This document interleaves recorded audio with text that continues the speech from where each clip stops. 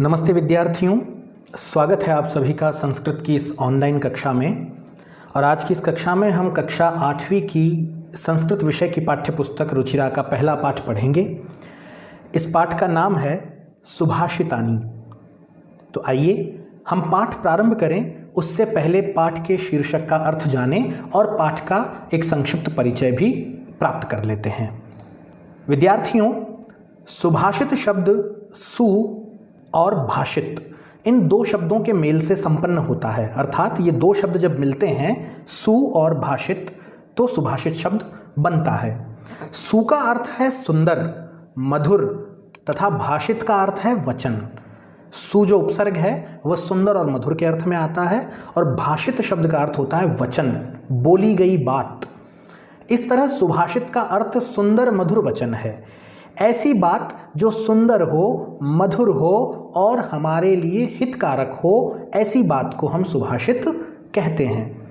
प्रस्तुत पाठ में सूक्ति मंजरी, नीति शतकम, मनुस्मृति, शिशुपाल वधम, पंचतंत्रम इत्यादि ग्रंथों से रोचक और विचारपरक श्लोकों को संग्रहित किया गया है।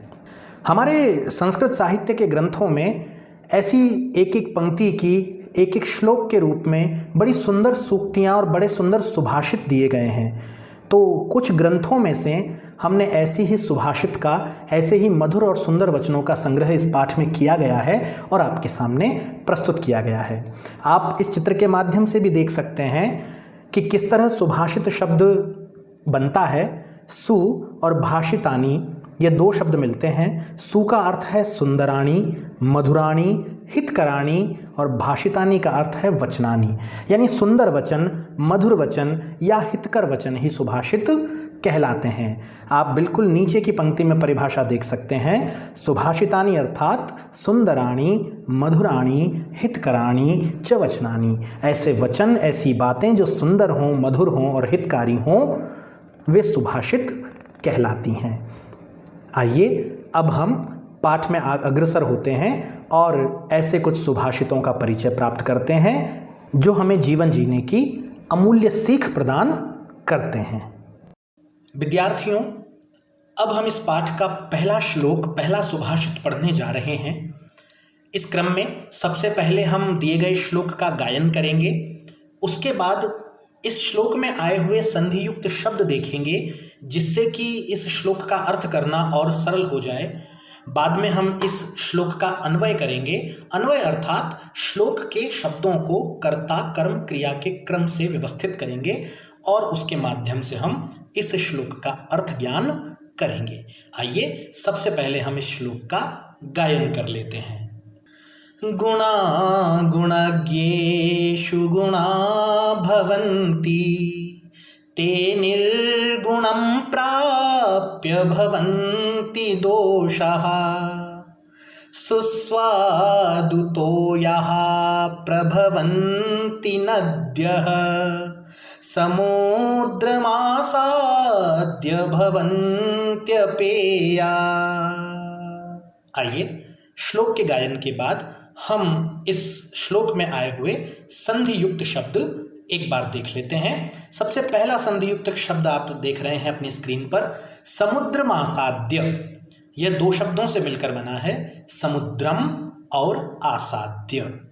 दूसरा संधि युक्त शब्द इस श्लोक में आया है, भवन्त्यपेया। यह शब्द भी दो संधि युक्त शब्दों से बना है, भवन्ति और अपेया। आइए अब हम अन्वय के माध्यम से इस श्लोक के अर्थ का ज्ञान करते हैं। गुणाः गुणज्ञेषु गुणाः भवन्ति। गुणाः अर्थात गुण, गुणज्ञेषु गुणी और विद्वान लोगों के पास गुणाः भवन्ति, सद्गुण बन जाते हैं। देखिए, अच्छी आदतें, अच्छी बातें जब गुणी लोगों के पास होती हैं, जब विद्वान व्यक्तियों के पास होती हैं, तो वे सद्गुण बन जाती हैं, यानी उनके गुण में और अधिक वृद्धि हो जाती है। ते गुणाः, ते यानी वे, गुणाः गुण, निर्गुणम प्राप्य, गुणहीन व्यक्ति को प्राप्त होने पर। निर्गुणम का अर्थ है गुणहीन व्यक्ति, ऐसा व्यक्ति जो गुणी नहीं है, जो योग्य नहीं है, अयोग्य है, ऐसे अयोग्य व्यक्ति को ते गुणाः वे गुण प्राप्य मिल जाने पर दोषाः भवन्ति, दोष बन जाते हैं। हमने यहाँ इस पंक्ति में दो बातें देखी कि यदि गुण गुणी और विद्वान व्यक्तियों के पास होगा तो गुणाः भवन्ति, तो वो सद्गुण बन जाएगा, उसके गुण में, उसके लाभ में और वृद्धि हो जाएगी। लेकिन ते गुणाः यदि वे गुण निर्गुणम प्राप्य निर्गुण व्यक्ति को, अयोग्य व्यक्ति को मिल जाएगा तो दोषाः भवन्ति, वही गुण दोष बन जाएगा। एक छोटे से उदाहरण से समझें जो कि इस श्लोक में दिया गया है। सुस्वादु तोयः नद्यः प्रभवन्ति। सुस्वादु तोया, सुस्वादु यानी मधुर, तोया यानी पानी, नद्यः नदियों में, प्रभवन्ति बहता है। हम देखते हैं जो नदियां हिमालय से या पर्वतों से निकलकर मैदानों में आती हैं उनमें पीने योग्य मीठा जल होता है। उसी पीने योग्य मीठे जल को यहाँ सुस्वादु तोयः कहा गया है। नद्यः के लिए यह विशेषण की तरह प्रयुक्त हुआ है।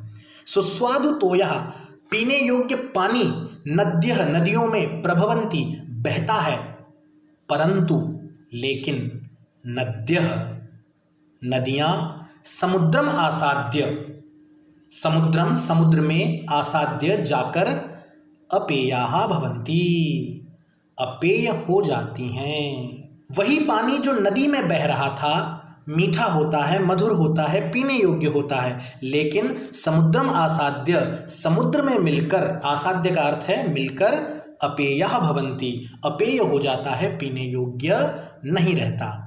अर्थात जब तक मधुर पानी नदी के पास रहा तब तक वह पीने योग्य था, लेकिन जब गुणहीन, योग्यताहीन समुद्र के पास गया तो अपेय हो गया, पीने योग्य नहीं रहा। तो यहाँ इस उदाहरण के माध्यम से पूर्व की पंक्ति में आई हुई बात की पुष्टि की गई है। सूक्तियों में ऐसा होता है कि एक पंक्ति में आपको जीवन जीने की कोई बहुत अच्छी बात बताई जाती है और दूसरी पंक्ति में उदाहरण के द्वारा उस बात को सिद्ध किया जाता है। संक्षिप्त में एक बार फिर से हम देखेंगे। पहली पंक्ति में कहा कि गुण विद्वान और गुणी लोगों के पास सद्गुण बन जाते हैं, ते निर्गुणम प्राप्य भवन्ति दोषा, लेकिन जब वे निर्गुण व्यक्ति को, अयोग्य व्यक्ति को प्राप्त हो जाते हैं तो दोषाः भवन्ति दोष बन जाते हैं। कैसे? ठीक वैसे ही जैसे सुस्वादु तोयाः मीठा बहने वाला पानी, नद्यः प्रभवन्ति नदियों में बहता है, परंतु नद्यः समुद्रम आसाद्य, लेकिन जब नदियां समुद्र में मिलती हैं तो नद्यः अपेयाः भवन्ति, तो वे नदियां अपेय हो जाती हैं, वह पानी पीने योग्य नहीं रहता। ये ठीक ऐसा ही है विद्यार्थियों, जैसे एक चाकू यदि किसी डॉक्टर के हाथ में होगा तो वह जान बचाने के काम आएगा, लेकिन वही चाकू यदि किसी अपराधी के हाथ में होगा तो वह किसी की जान लेने के काम आएगा। इसलिए गुण तब तक ही गुण रहते हैं जब तक वह सद्गुणी लोगों के पास हो, विद्वानों के पास हो, योग्य व्यक्तियों के पास हो, लेकिन यदि वे निर्गुणी और अयोग्य व्यक्तियों को मिल जाते हैं तो दोष बन जाते हैं। आइए हम पाठ में आगे बढ़ते हैं। विद्यार्थियों, सुभाषितानी पाठ में अब हम दूसरा श्लोक पढ़ते हैं। साहित्य संगीत कला विहीनः साक्षात् पशुः पुच्छ विषाणहीनः तृणं न खादन्नपि जीवमानः तद्भागधेयं परमं पशूनाम्। आप इस वीडियो को पॉज करते हुए मेरे पीछे पीछे इस श्लोक का अनुगायन कर सकते हैं। आइए हम संधियुक्त शब्द देखते हैं। पहला संधियुक्त शब्द आपकी स्क्रीन पर है खादन्नपि। यह 3 शब्दों से मिलकर बना है, खादन प्लस न प्लस अपि। आइए अब हम इस श्लोक के अन्वय की ओर बढ़ते हैं और अन्वय के साथ साथ हम इसके अर्थ का विज्ञान करते हैं। यह मनुष्य, यह यानी जो, मनुष्य यानी मनुष्य, इंसान, साहित्य संगीत कला विहीन, साहित्य यानी लिटरेचर, संगीत यानी म्यूजिक, कला यानी आर्ट, विहीन इनसे रहित होता है, इन्हें नहीं जानता है। ऐसा व्यक्ति जो न साहित्य जानता है, न संगीत जानता है, न कला जानता है। सह मनुष्य, वह मनुष्य, पुच्छ विषाणहीनः, पुच्छ यानी पूंछ, विषाण यानी सींग, हीन अर्थात बिना। सह मनुष्य, वह मनुष्य, पुच्छ विषाणहीन, पूंछ और सींग के बिना, साक्षात पशु, एकदम पशु, इव अस्ति, के समान है। वह मनुष्य जो साहित्य नहीं जानता, संगीत नहीं जानता, कला आर्ट नहीं जानता, इन सबसे हीन है, विहीन है, रहित है। सह मनुष्य, वह मनुष्य, पुच्छ विषाणहीन, पूंछ और सींग के बिना, साक्षात पशु इव अस्ति, बिल्कुल पशु के समान है। तृणम न खादन नपि जीवमानः, तृणम और घास, न खादन नहीं खाते हुए, अपि भी, तृणम न खादन अपि, घास नहीं खाते हुए भी, सह वह मनुष्य, जीवमानः अस्ति, जीवित है। हमने पहले कहा कि वह साक्षात पशु है। अब पशु तो घास खाते हैं, लेकिन ऐसा व्यक्ति तृणम न खादन अपि जीवमान, घास नहीं खाकर भी जीवित है। तत्पशूनाम, तत् यानी यह, पशूनाम पशुओं का, परमम भागधेयम, परमम यानी बहुत, भागधेयम सौभाग्य, अस्ति है, यह पशुओं का बहुत बड़ा सौभाग्य है। क्यों, कैसे है ये पशुओं का बहुत बड़ा सौभाग्य? तो ये पशुओं का सौभाग्य इसलिए है कि यदि ऐसा व्यक्ति जो साहित्य संगीत कला से हीन है और बिना पूंछ और बिना सींग के पशु के समान जीवन जी रहा है, अगर वो भी घास खाना शुरू कर देता तो इससे पशुओं के भोजन का नुकसान हो जाता, पशुओं के भोजन की हानि होती। तो जब हमने कहा कि तृणम न खादन अपि, घास न खाते हुए भी सह जीवमान अस्ति, वह जीवित है, तो इससे क्या हुआ? इससे यह हुआ कि इससे पशुओं के भोजन की सुरक्षा हो गई, पशुओं का भोजन उन्हीं के लिए बचा रहा। इसी को कहा गया है तत्पशूनाम परमम भागधेयम, कि यह पशुओं का परम सौभाग्य है। अगर ऐसा व्यक्ति घास खाने लग जाता तो न वह मनुष्य था और पशुओं के भोजन का भी नुकसान करता। तो इस श्लोक से हम क्या समझें? इस श्लोक से हम ये समझें कि हम यदि मनुष्य हैं तो हम में कुछ अलग है, कोई बात है जो विशेष है। इसलिए हमें साहित्य, संगीत, कला, इनसे हीन नहीं रहना चाहिए। इनमें से कोई भी एक विषय, चाहे आप यदि पढ़ने के शौकीन हैं तो आप साहित्य का अध्ययन करें, यदि आप संगीत में रुचि रखते हैं तो आप संगीत सीखें, यदि आप आर्ट में, विविध प्रकार की कलाओं में रुचि रखते हैं तो विविध प्रकार की कलाएं सीखें। इनसे हीन न रहें। इनमें से कोई एक गुण आपके पास होना चाहिए। यदि इनमें से कोई एक गुण आपके पास नहीं है तो आप बिना पूंछ और बिना सींग के पशु के समान हैं। फर्क इतना है कि ऐसा पशु घास नहीं खाता और इस तरह वह दूसरे पशुओं के भोजन का नुकसान भी नहीं करता है। तो इससे जो असली पशु हैं उनको सौभाग्य प्राप्त हो गया कि उनका भोजन सुरक्षित रह गया। विद्यार्थियों, यदि आज आपसे पूछा जाए आपकी हॉबीज़ क्या हैं, आपके इंटरेस्ट क्या हैं, तो मैं समझता हूँ 10 में से 8 या 9 विद्यार्थी शायद न बता पाएँ। ऐसा इसलिए है क्योंकि हम आत्मनिरीक्षण नहीं करते, हम कोशिश नहीं करते कि स्वयं को खोजें और स्वयं की रुचि और अभिरुचियों का ज्ञान करें, अपनी हॉबीज़ और इंटरेस्ट पता करें। आप जब बड़े होंगे, भविष्य में अपने कार्यक्षेत्र में उतरेंगे, तो निश्चित रूप से आपसे यह प्रश्न ज़रूर पूछा जाएगा कहीं भी, किसी इंटरव्यू में, किसी नौकरी के साक्षात्कार में, कि आपकी रुचियां क्या हैं, आपकी हॉबीज़ क्या हैं, आपकी अभिरुचियां क्या हैं, और तब आपके पास इसके लिए जवाब होना चाहिए। साथ ही हमारे नीरस और आनंद रहित हो चुके जीवन में साहित्य, संगीत और कला आनंद का संचार करती है। हमारा समय और हमारा जीवन इससे प्रसन्न हो जाता है, खुशनुमा हो जाता है। इसलिए भी हमें साहित्य, संगीत और कला में से किसी एक विद्या को अवश्य सीखना चाहिए। आशा करते हैं आपको श्लोक का अर्थ समझ में आया होगा। आइए हम पाठ में आगे बढ़ते हैं।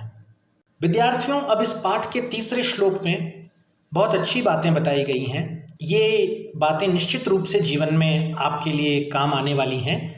आइए सबसे पहले श्लोक पढ़ते हैं और उसके बाद हम इस श्लोक के अर्थ की ओर रुख करेंगे। लुब्धस्य नश्यति यशः पिशुनस्य मैत्री नष्टक्रियस्य कुलमर्थ परस्य धर्मः विद्याफलं व्यसनिनः कृपणस्य सौख्यं राज्यं प्रमत्तसचिवस्य नराधिपस्य। श्लोक के बाद हम इसमें संधियुक्त शब्द देखेंगे। पहला संधियुक्त शब्द आपकी स्क्रीन पर है कुलमर्थ परस्य। यह दो शब्दों से मिलकर बना है, कुलम और अर्थ परस्य। दूसरा शब्द है नराधिपस्य। नर और अधिपस्य, इन दो शब्दों से मिलकर यह शब्द बना है। आइए हम अन्वय और इस श्लोक का अर्थ देखते हैं। लुब्धस्य यशः नश्यति। लुब्धस्य, लोभी व्यक्ति का, लालची व्यक्ति का, यशः, यश, कीर्ति, प्रसिद्धि, नाम, नश्यति, नष्ट हो जाता है। जो व्यक्ति लालची होता है उसका यश, उसकी कीर्ति, उसकी प्रसिद्धि, उसका नाम नष्ट हो जाता है। पिशुनस्य मैत्री नश्यति। पिशुनस्य, चुगली करने वाले की, इधर की बात उधर करने वाले की, दूसरों के कान भरने वाले की, मैत्री नश्यति। मैत्री अर्थात मित्रता, दोस्ती नश्यति, समाप्त हो जाती है। एक व्यक्ति यदि इधर की बात उधर करेगा तो निश्चित रूप से दूसरे लोगों से उसका व्यवहार खराब होगा, उसकी मैत्री नष्ट हो जाएगी। नष्टक्रियस्य कुलम नश्यति। नष्टक्रियस्य, नष्ट यानी नष्ट हो गई है, खत्म हो गई है क्रिया, काम, अर्थात बुरे काम करना। जब अच्छी क्रियाएं खत्म हो जाती हैं, जब शुभ क्रियाएं नष्ट होती हैं तो आदमी बुरे काम करता है। तो यहाँ नष्टक्रियस्य का अर्थ है बुरे काम करने वाले का कुलम नश्यति, परिवार नष्ट हो जाता है। ऐसा व्यक्ति जो बुरे कामों में लिप्त है, गैर कानूनी कामों में लिप्त है, जो काम नैतिक रूप से, सामाजिक रूप से सही नहीं है, ऐसे कामों में जो व्यक्ति लिप्त रहता है, लगा रहता है, ऐसे व्यक्ति का कुलम अर्थात परिवार नश्यति। अर्थपरस्य धर्मः नश्यति। अर्थपरस्य, अर्थपरस्य का अर्थ होता है हमेशा धन की इच्छा रखने वाला। ऐसे व्यक्ति का धर्म नश्यति, धर्म नष्ट हो जाता है। कैसे हो जाता है? जब वह व्यक्ति 24 घंटे 24/7 सिर्फ पैसे की लालसा रखेगा, सिर्फ पैसा इकट्ठा करने का विचार उसके मन में रहेगा, तो उसके मन में निश्चित रूप से शुभ कर्म करने का ख्याल नहीं आ सकता और ऐसी स्थिति में उसका धर्म, उसका संकल्प नष्ट हो जाएगा। तो अधिक धन की लालसा करने वाले व्यक्ति का धर्म नष्ट होता है। व्यसनिनः विद्याफलम नश्यति। व्यसनिनः, बुरी आदतों वाले की, ऐसा व्यक्ति जो व्यसनी है, बुरी आदतों का शिकार है, तस्य, उसकी विद्याफलम नश्यति, विद्या नष्ट हो जाती है, उसका ज्ञान नष्ट हो जाता है। अगर कोई विद्वान व्यक्ति किसी व्यसन में उलझ जाता है, किसी बुरी आदत में उलझ जाता है, तो यह तय है कि उसकी विद्या उसका साथ छोड़ देगी, उसका ज्ञान उसका साथ छोड़ देगा, नष्ट हो जाएगा। कृपणस्य सौख्यम नश्यति। कृपणस्य, कंजूस व्यक्ति का सौख्यम, सुख नश्यति, नष्ट हो जाता है। देखिए, सुख के लिए कुछ पैसा तो खर्च करना पड़ता है। अब जो व्यक्ति कृपण होगा, कंजूस होगा, निश्चित रूप से वह पैसा दबा कर रखेगा, खर्च नहीं करेगा, तो उसके सुख की हानि अवश्य होगी। वह सुख के संसाधन नहीं जुटा पाएगा और इससे उसका सुख नष्ट हो जाएगा। तो कंजूस व्यक्ति का सौख्यम नश्यति, सुख नष्ट होता है। प्रमत्त सचिवस्य नराधिपस्य।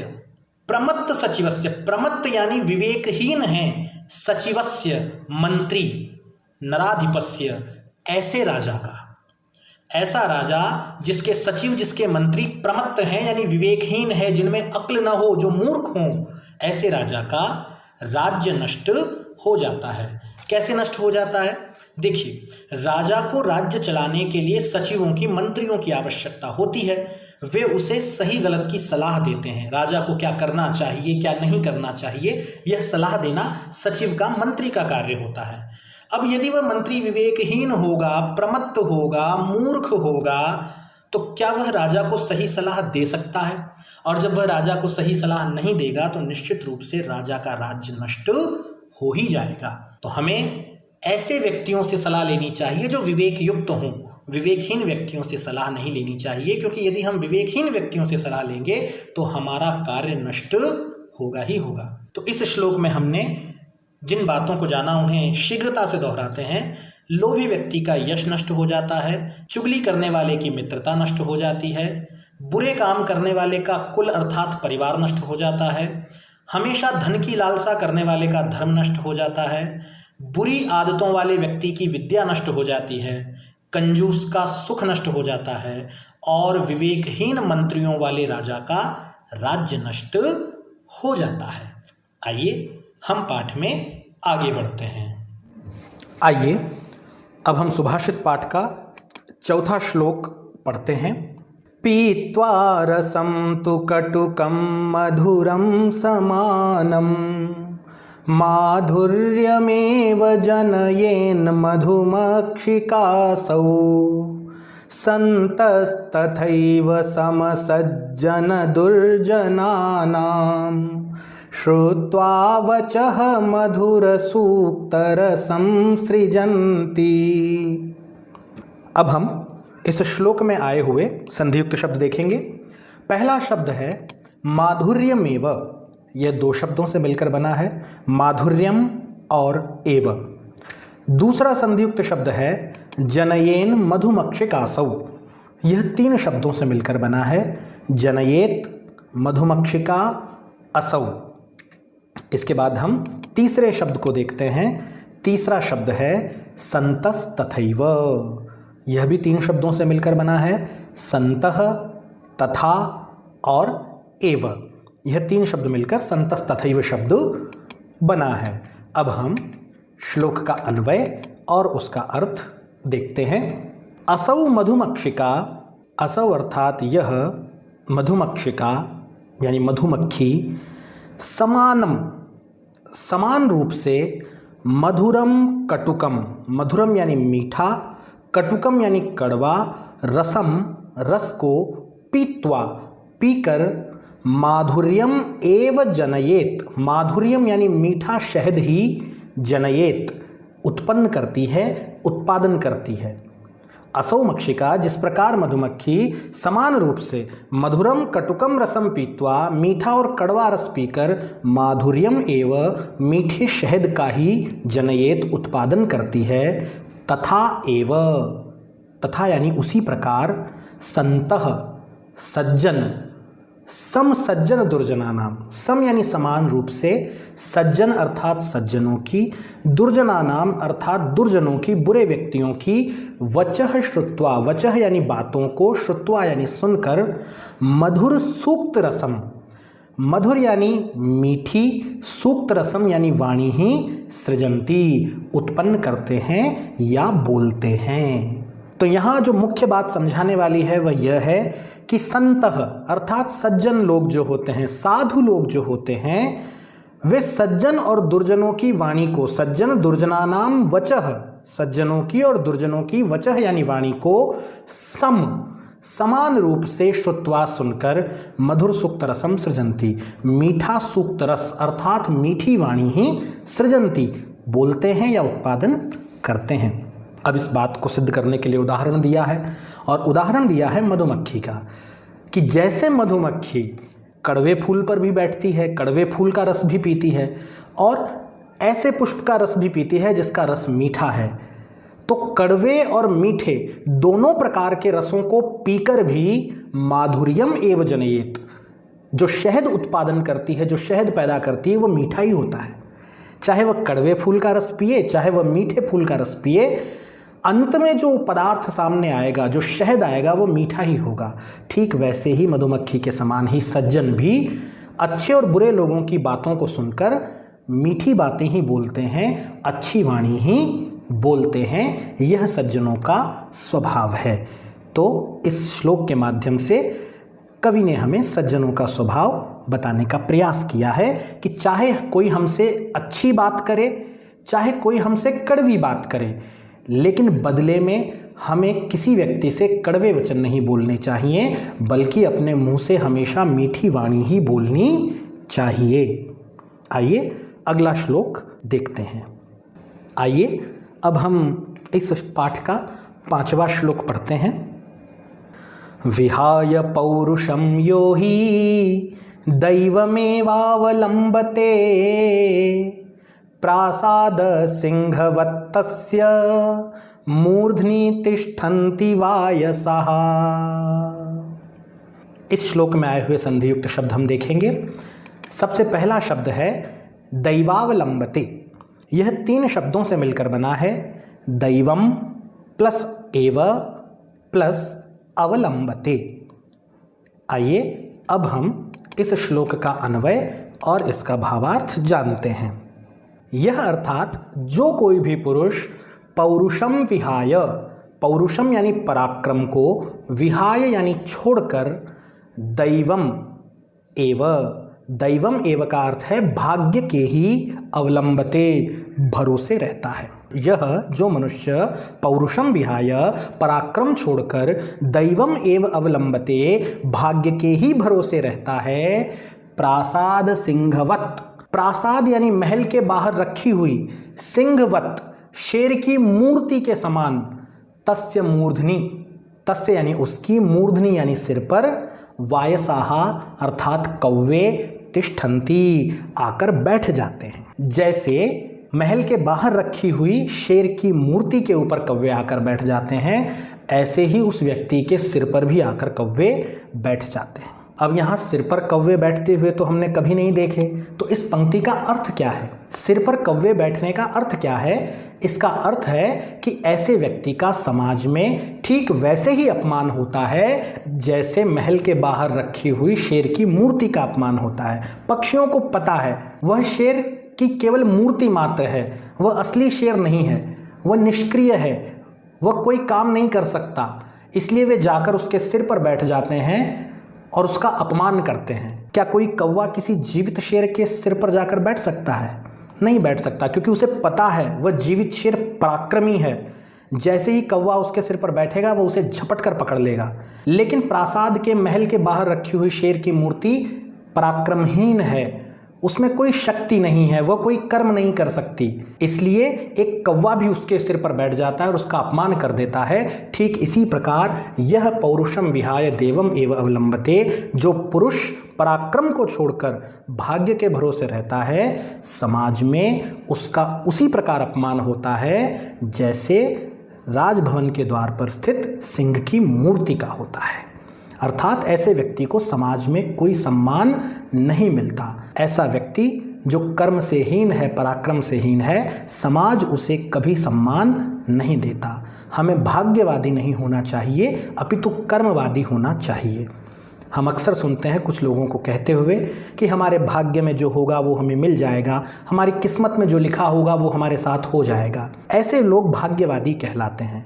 ये लोग कर्म से बचने का प्रयास करते हैं, काम से बचना चाहते हैं। ऐसे लोगों को अक्सर सामान्य भाषा में निकम्मा कहा जाता है। तो ऐसे व्यक्तियों का समाज में वैसे ही अपमान होता है जैसे कौवे महल के बाहर रखी हुई शेर की मूर्ति पर बैठकर उसका अपमान करते हैं। तो हम समझते हैं कि आपको इस श्लोक का अर्थ और भावार्थ दोनों आत्मसात हुआ होगा। आइए अब हम अगले श्लोक की ओर बढ़ते हैं। विद्यार्थियों, अब हम इस पाठ के उपांतिम श्लोक पर हैं, यानी सेकंड लास्ट श्लोक पर हैं। आइए पहले इसका गायन करते हैं। पुष्प पत्र फल छाया मूलवल्कलदारुभिः धन्यः महिरुहा येषां विमुखं यान्ति नार्थिनः। अब हम इसके संधियुक्त शब्द देखेंगे। एकमात्र संधियुक्त शब्द जो इस श्लोक में आया है वह है फलच्छाया। यह 2 शब्दों से मिलकर बना है, फल और छाया। इसमें व्यंजन संधि है छत्व नामक। जैसे अनुच्छेद, परिच्छेद, विच्छेद शब्द बनते हैं, ठीक वैसे ही फलच्छाया शब्द बना है। आइए हम इसका अन्वय देखते हैं। और यह श्लोक इसलिए महत्वपूर्ण है क्योंकि वर्तमान समय में यह श्लोक अत्यधिक प्रासंगिक है, बहुत रेलेवेंट है। क्या कहना चाहा है इस श्लोक में, आइए इस पर ध्यान देते हैं।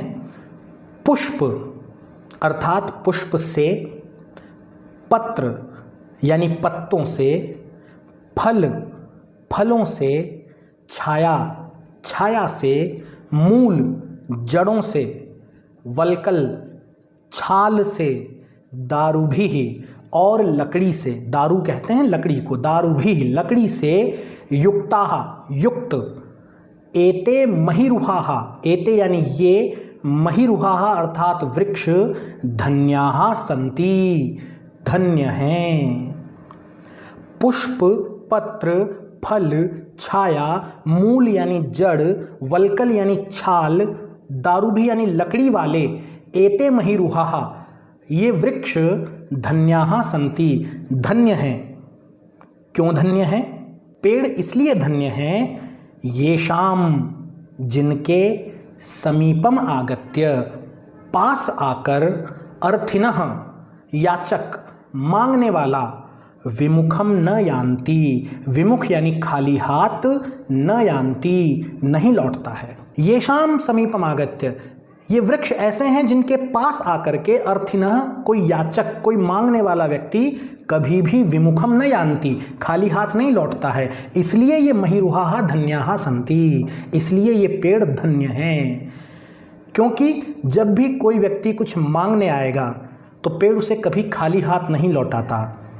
उसके पास पुष्प होगा तो पुष्प देगा, पत्र होगा, पत्ता होगा तो पत्ता देगा, फल होगा तो फल देगा, छाया होगा तो छाया देगा, जड़ होगा तो जड़ देगा, वल्कल अपनी छाल देगा, लकड़ी देगा। कहा भी है कि हम सायादार पेड़ ज़माने के काम आए, हम सायादार पेड़ ज़माने के काम आए, जब बूढ़े हुए तो जलाने के काम आए, और पुराना समझ के कहीं बेच न देना घर को, क्या पता कल सर छुपाने के काम आए। तो ठीक ऐसा ही स्वभाव पेड़ों का भी है। कितने सुंदर सुंदर पुष्प पेड़ हमें देते हैं। पत्ते, दक्षिण भारत में तो सभी लोग केले के पत्ते पर भोजन करते हैं, और भी कई गुणकारी गुण होते हैं पेड़ों के पत्तों में। कुछ पत्ते औषधीय गुणों से युक्त होते हैं, तो वे भी पेड़ हमें प्रदान करते हैं। पेड़ हमें मीठे फल प्रदान करते हैं, पेड़ हमें छाया प्रदान करते हैं। पेड़ों की जड़ें औषधीय गुणों से युक्त होती हैं। कई जड़ें हम सब्जी के रूप में भी इस्तेमाल करते हैं। वल्कल, पुराने ज़माने में तो लोग पेड़ की वल्कल यानी छाल पर लिखा करते थे। और आप लोग जानते होंगे, जब साइंस आप पढ़ते हैं, सिनकोना नामक वृक्ष से हमें क्विनीन प्राप्त होती है, जो कि एक बड़ी महत्वपूर्ण दवाई है।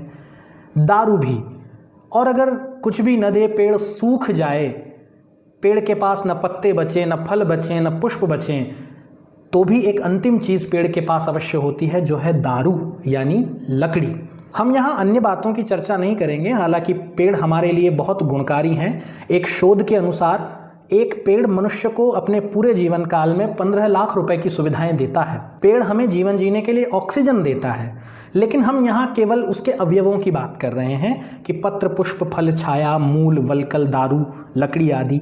इन सबसे युक्त ये महिरुहा, ये पेड़ धन्य हैं, क्योंकि येषाम समीपम आगत्य, इनके पास आकर, अर्थिनः मांगने वाला, विमुखम न यान्ति कभी भी खाली हाथ नहीं लौटता। हो सकता है आपसे या मुझसे कोई व्यक्ति किसी चीज़ की याचना करे, कोई चीज़ मांगे, तो हो सकता है हम उसे मना कर दें, उसे खाली हाथ लौटा दें। लेकिन ये पेड़ इसीलिए धन्य हैं क्योंकि जो भी इनके पास जाता है कुछ भी मांगने के लिए, वह कभी भी खाली हाथ नहीं लौटता है। यह श्लोक हमें अधिक से अधिक वृक्षारोपण करने का, अधिक से अधिक पर्यावरण संरक्षण का संदेश देता है। और मैं एक महत्वपूर्ण बात इसमें आपसे कहना चाहता हूँ कि उपहार हम कई बार देते हैं हमारे मित्रों को, सगे संबंधियों को, रिश्तेदारों को। उपहार में हम पौधे देने की परंपरा चलाएं। जब भी हमें किसी को कोई उपहार देना हो, हम एक पौधा उसे उपहार में दें या पुस्तकें उपहार में दें। और एक और विशेष आदत जो आप अपने जीवन में अपना सकते हैं, जिससे आपको बड़ी प्रसन्नता होगी और इस समाज का और विश्व का कल्याण होगा। हम अपना जन्मदिन मनाने के लिए हर साल बड़ा पैसा खर्च करते हैं, मोमबत्तियां लाते हैं, केक लाते हैं और लोगों को इकट्ठा करते हैं। मेरा निवेदन ये है, मेरा आपसे कहना ये है, एक छोटी सी आदत अपने जीवन में डाल लीजिए। अपने जन्मदिन पर हर साल एक नया पेड़ लगाइए, एक नया पौधा लगाइए और वर्ष भर उसका ध्यान रखिए। और अगले साल जब तक वह स्वयं अपने आप को सुरक्षित रखने योग्य हो जाए, तब तक उसका ध्यान रखिए और फिर अगले साल अपने जन्मदिन पर फिर से एक नया पौधा लगाइए। इससे आपको आत्मिक खुशी की प्राप्ति होगी और पर्यावरण संरक्षण होगा, विश्व का कल्याण होगा। पेड़ों के विषय में एक बात और कही गई है, सेवितव्यो महावृक्ष फलच्छाया समन्वित यदि दैवात फलम नास्ति छाया केन निवार्यते। हमें हमेशा पेड़ों की सेवा करनी चाहिए क्योंकि वो हमें फल देते हैं, छाया देते हैं, और अगर भाग्य से उन्होंने फल नहीं भी दिया तो छाया तो कोई नहीं छीन सकता। पेड़ों से अधिक लाभदायक, पेड़ों से अधिक कल्याण करने वाला मानव के लिए कोई नहीं है। इसलिए ये पेड़ इस श्लोक में धन्य बताए गए हैं क्योंकि वे अपना सर्वस्व दान करके भी हमारा कल्याण करते हैं और कभी याचक को, मांगने वाले को खाली हाथ नहीं लौटाते हैं। आइए अब हम अगले श्लोक की ओर अग्रसर होते हैं। प्रिय विद्यार्थियों, अब हम इस पाठ के अंतिम पड़ाव पर हैं, अंतिम श्लोक पर हैं। आइए इसे पढ़ते हैं। यह आप सभी विद्यार्थियों के लिए बहुत ही प्रासंगिक, बहुत रेलेवेंट श्लोक है। पहले इसका गायन करते हैं। चिंतनीया हि विपदाम आदावेव प्रतिक्रियाः न कूप खननम युक्तम प्रदीप्ते वह्निना गृहे। आइए पहले इसके संधियुक्त शब्द देखें। एकमात्र संधियुक्त शब्द जो इस श्लोक में आया है वह है आदावेव। यह दो शब्दों से मिलकर बना है, आदौ और एव। आइए अब हम इस श्लोक का अन्वय देखेंगे और इसका अर्थ जानेंगे और ये भी जानेंगे कि किस तरह आप सभी विद्यार्थियों के लिए यह श्लोक उपयोगी है, महत्वपूर्ण है। आदौ एव, आदौ यानी पहले से, एव यानी ही, पहले से ही, विपदाम मुसीबत के, विपत्ति के, आदौ एव पहले से ही, विपदाम मुसीबत के, प्रतिक्रिया बचने का उपाय, चिंतनीया सोच लेना चाहिए। आदौ एव विपदाम मुसीबत के आने से पहले ही, प्रतिक्रिया उससे बचने का उपाय, चिंतनीया सोच लेना चाहिए। वह्निना प्रदीप्ते गृहे, वह्निना आग के, प्रदीप्ते लग जाने पर, गृहे घर में आग के लग जाने पर, कूप खननम कुआं खोदना, युक्तम न भवति उचित नहीं होता है। युक्तम का अर्थ है उचित। वह्निना प्रदीप्ते गृहे, वह्निना आग, प्रदीप्ते लग जाने पर, गृहे घर में, कूप खननम कुआं खोदना, युक्तम न भवति उचित नहीं होता है। तो पहली पंक्ति में उन्होंने कहा कि जब भी कोई मुसीबत आने का अंदेशा हो, कोई समस्या आने का, कोई विपत्ति आने का अंदेशा हो, तो उसकी प्रतिक्रिया यानी उससे बचने का उपाय, चिंतनीय, हमें पहले से सोच कर रखना चाहिए। ऐसा नहीं कि घर में आग लग गई और फिर हम कुआं खोदने बैठें। यह समझदार व्यक्तियों का लक्षण नहीं है। ऐसा काम मूर्ख लोग करते हैं कि मुसीबत के आने पर उससे बचने का उपाय ढूंढते हैं। समझदार व्यक्ति मुसीबत के आने से पूर्व ही उससे बचने की तैयारी पूरी कर चुका होता है, जिसे हम आजकल की भाषा में डिजास्टर मैनेजमेंट कहते हैं। अब यह श्लोक आप विद्यार्थियों के लिए कैसे उपयोगी है? कई विद्यार्थी ऐसे भी हैं जो परीक्षा नज़दीक आने पर, परीक्षा बिल्कुल सिर पर आ जाने पर अपनी किताबें खोलते हैं, और यह उचित नहीं है। यह समझदार विद्यार्थी का लक्षण नहीं है।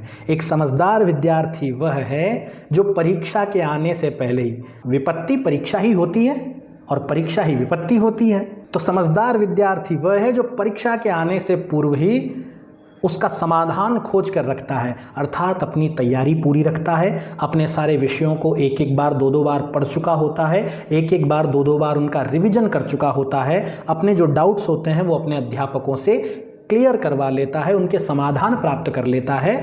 और जब परीक्षा आती है तो ऐसा विद्यार्थी बड़े आराम से, बड़े आनंद से मुस्कुराता हुआ एग्जामिनेशन हॉल में जाता है और अपना पर्चा लिख कर आता है।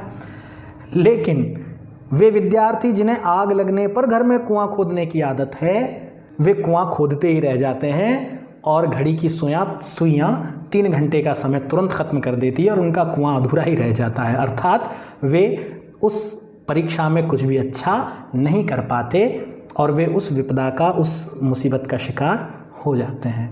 तो यहाँ ये ना समझें कि परीक्षा मुसीबत है, ये केवल एक उदाहरण के लिए था, लेकिन आप ये जानें कि आपको किसी भी परिस्थिति के लिए, इस श्लोक से हम जो बात समझते हैं वो यह है कि जीवन में हमें किसी भी प्रकार की विपरीत परिस्थिति के लिए, किसी भी प्रकार की विपदा के लिए पहले से तैयार रहना चाहिए। उसे पहले से भांपकर उससे बचने का उपाय पहले से सोच लेना चाहिए, क्योंकि मुसीबत के आने पर उसका उपाय सोचना समझदारी नहीं होती है। ठीक वैसे ही जैसे आग लग जाने पर घर में कुआं खोदना उचित नहीं होता है। आशा करते हैं विद्यार्थियों, हमने यथामति इन श्लोकों का अर्थ आपको बताने का प्रयास किया और हमें उम्मीद है कि आपको इन श्लोकों का अर्थ और भावार्थ समझ में आया होगा। इन श्लोकों में, इन सुभाषित में जो नीति की बातें बताई गई हैं वे आप अपने जीवन में अपनाएंगे और इससे अपने जीवन को सुखी बनाएंगे। मैं अंत में यही कहना चाहता हूँ, इस वीडियो को 2 से 3 बार आप अवश्य दोहराएं ताकि श्लोक, उनका गायन, उनको गाने की पद्धति, उनका अन्वय, उनका अर्थ और संधियुक्त शब्द आदि जितने भी अव्यय हैं वो आपको अच्छे से आत्मसात हो सकें। धन्यवाद।